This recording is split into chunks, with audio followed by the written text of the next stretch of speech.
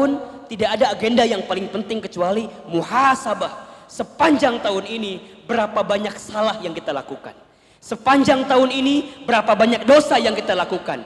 Sepanjang tahun ini berapa banyak air mata orang tua yang pernah kita kecewakan. Selama tahun ini berapa banyak waktu yang kita sia-siakan. Kalau Allah berikan kesempatan tahun depan, maka sudah saatnya kita menutup lembaran lamanya, buka lembaran barunya, muhasabah depan Allah. Ya Allah, terima kasih, hamba yang banyak dosa pun Engkau berikan kesempatan. Tala'al badru alaina min pun tidak ada agenda yang paling penting kecuali muhasabah. Sepanjang tahun ini berapa banyak salah yang kita lakukan. Sepanjang tahun ini berapa banyak dosa yang kita lakukan. Sepanjang tahun ini berapa banyak air mata orang tua yang pernah kita kecewakan. Selama tahun ini berapa banyak waktu yang kita sia-siakan. Kalau Allah berikan kesempatan tahun depan, maka sudah saatnya kita menutup lembaran lamanya, buka lembaran barunya, muhasabah depan Allah. Ya Allah, terima kasih, hamba yang banyak dosa pun Engkau berikan kesempatan. Teman-teman tahu Imam Al-Ghazali? Tahu? Tahu? Kenal?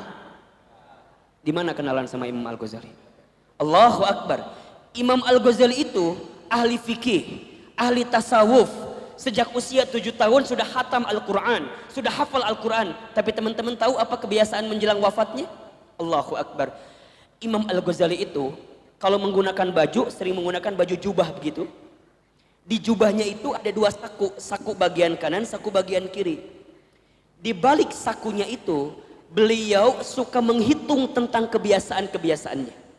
Kalau saat beliau berbuat baik, beliau bawa batu kemudian simpan di saku sebelah kanan. Kalau beliau berbuat salah, berbuat dosa, beliau ambil batu simpan di saku sebelah kirinya.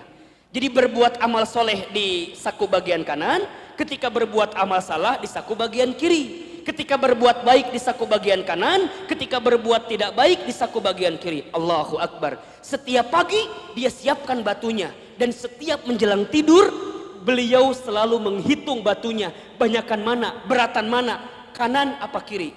Apa yang terjadi? Mana yang paling berat? Mana yang paling berat? Allahu Akbar. Imam Al-Ghazali selalu menghitung saku yang sebelah kiri selalu lebih berat daripada saku sebelah kanan. Ustadz, kenapa? Bukankah Imam Al-Ghazali ahli ilmu? Bukankah ahli fikih? Bukankah ahli akhlak? Bukankah ahli tasawuf? Bukankah ahli Quran? Tapi kenapa saku kirinya lebih banyak? Karena Imam Al-Ghazali merasa daripada semua itu diterima oleh Allah atau tidak. Sebanyak Quran yang dihafal, kira-kira Allah terima enggak hafalan Quran saya? Dari sekian banyak amal soleh yang dilakukan, kira-kira Allah terima atau enggak? Salat yang dikerjakan diterima atau enggak? Setiap beliau menyesal, setiap beliau berkaca, setiap beliau bermuhasabah, maka beliau simpan di saku kirinya. Sekarang ahilman tanya yang ada di sini. Mohon maaf, teman-teman yang biasa menyalahkan orang lain, teman-teman yang biasa merasa diri paling soleh, teman-teman yang merasa diri paling pintar, teman-teman merasa diri paling surga duluan, teman-teman paling merasa halalnya duluan, teman-teman paling merasa benar duluan. Tanyakan, apakah semua kebenarannya akan diterima oleh Allah atau belum tentu? Kalau belum tentu, demi Allah, tidak ada satu waktu pun yang kita lakukan kecuali kita melihat diri sendiri daripada sibuk melihat orang lain. Ahilman, kenapa nggak mau ngomentarin orang lain? Ahilman, kenapa nggak mau ngomongin orang lain? Ahilman, kenapa nggak mau bicara tentang orang lain? Allahu Akbar. Jangankan bicara tentang orang lain, aib diri sendiri pun terlalu banyak untuk dilihat oleh diri kita.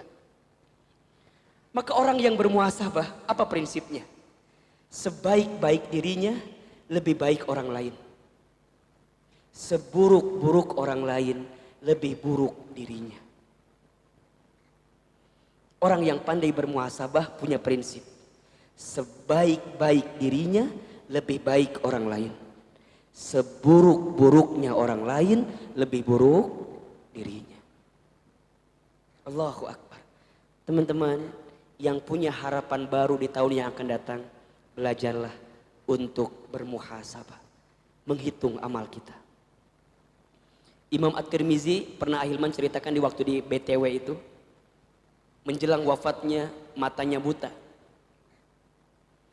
Kenapa matanya buta, Ustaz? Karena matanya banyak dihabiskan untuk membaca Al-Quran sambil menangis. Ketika para sahabat lain bertanya, wahai imam, kenapa matamu buta? Bukankah engkau ahli hadis? Bukankah engkau meriwayatkan hadis? Kata Imam Tirmizi, mataku sampai buta karena di akhir masa hidupku aku habiskan dengan membaca Al-Quran sambil menangis. Itu Imam Tirmizi meriwayatkan kitab hadis, banyak hadisnya, ilmunya luar biasa, masih bisa menangis, bahkan kemudian buta matanya karena Allahu Akbar, bermuhasabah di hadapan Allah, menghitung banyaknya kesalahan. Yang kedua, kalau sudah bermuhasabah, merasa dosa kita banyak, maka lanjut etape yang kedua, namanya muraqabah. Apa itu muraqabah? Mendekat kepada Allah Subhanahu wa ta'ala. Teman-teman sekalian, kita itu bukan ahli dunia, kita itu ahli akhirat. Dunia itu bukan tempat tinggal kita, tapi dunia itu tempat meninggal kita. Kalau ada di antara teman-teman yang barangkali sedang kehilangan saat ini, kalau mau simple, teman-teman katakan, itu cuma urusan dunia. Teman-teman punya motor hilang, biar nggak berat, bikin mantranya, cuman dunia. Teman-teman diputusin, buat mantranya, cuman dunia. Teman-teman di PHK, biar simple, teman-teman jawab, cuman dunia. Teman-teman kuliah nggak lulus-lulus,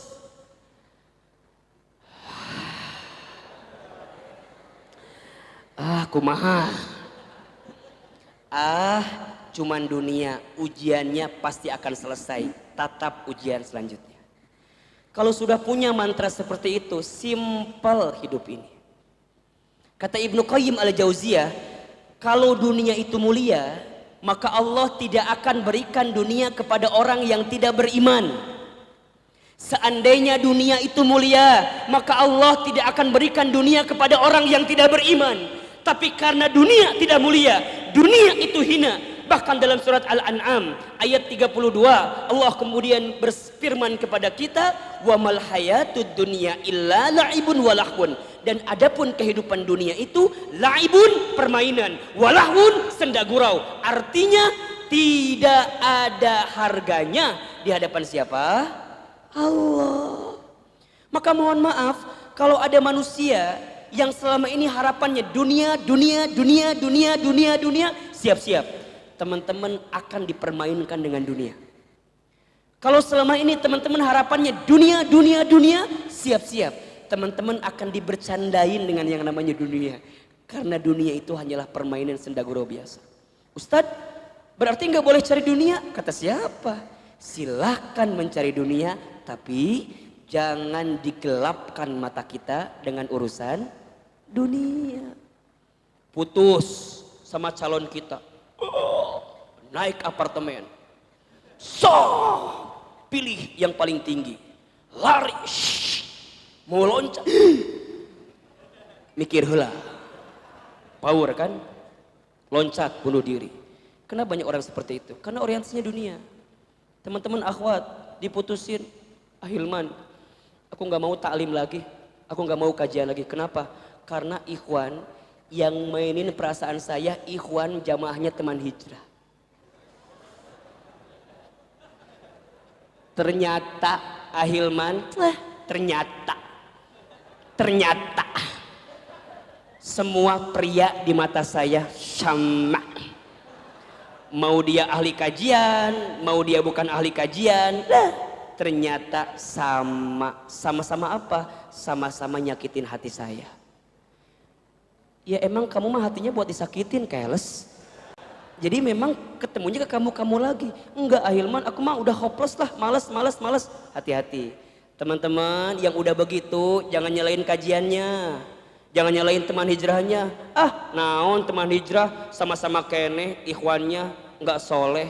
Kirain saya kayak Ahilman semua soleh. Nah, ya nggak bisa tuh. Jangan dijadikan ukuran itu semua, beda keles, nggak bisa. Jadi gimana? Jangan salahkan teman hijrahnya, jangan salahkan kajiannya. Punten, yang kajian saja nggak menjamin gimana yang nggak kajian. Teman-teman masih beruntung dipertemukan dengan ikhwan yang sering kajian. Berapa banyak orang di luar sana dipertemukan dengan orang ikhwan yang belum sempat bisa kajian. Minimal kalau yang suka kajian ketika mau bikin maksiat, bismillah heula. Walaupun maksiat oge nu langkakeun hati gitu. Kenapa bisa seperti itu? Ustaz, jangan nyalahin kajiannya, tapi barangkali mohon maaf nih, hatinya belum benar-benar takut kepada Allah. Maka muraqabah, mendekat kepada Allah. Tidak ada agenda di tahun yang akan datang kecuali muraqabah, semakin dekat dengan Allah. Yang jarang tahajud, ayo tahun depan, ya Allah, tahun muraqabah. Lihat kalimatnya, barang siapa yang mendekat kepada Allah, maka Allah akan mendekati dirinya. Barang siapa yang menyebutkan Allah di pikirannya, Allah sudah hinggap di tenggorokannya. Barang siapa yang menyebut Allah di lisannya, Allah sudah menyiapkan di hatinya. Maka mohon maaf, yang membuat teman-teman tidak dekat dengan takdir yang baik bukan kurang ikhtiar, tapi karena kurang dekat dengan yang punya urusan takdir ini. Siapa itu? Allah Subhanahu wa taala.